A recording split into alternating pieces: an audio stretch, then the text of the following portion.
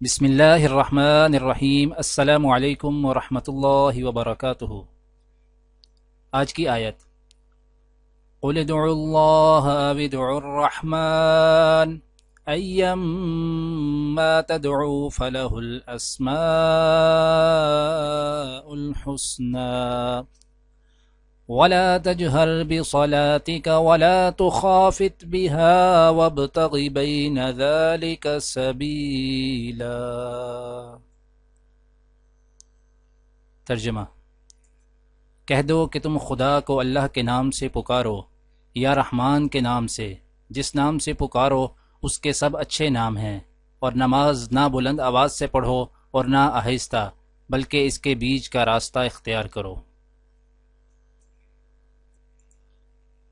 آج کی دعا: سمعنا واطعنا غفرانک ربنا والیک المصیر۔ ہم نے اللہ اور رسول کے احکام کو توجہ سے سن لیا ہے اور ہم خوشی سے ان کی تعمیل کرتے ہیں۔ اے ہمارے پروردگار، ہم آپ کی مغفرت کے طلبگار ہیں اور آپ کی ہی طرف ہمیں لوٹ کر جانا ہے۔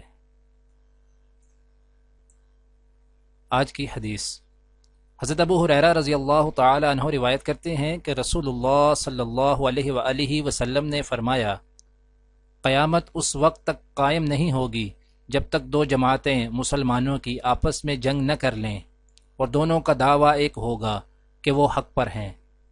دعا ہے کہ اللہ تعالی دنیا اور آخرت کی تمام بھلائیاں عطا کرے، عمل کی توفیق دے۔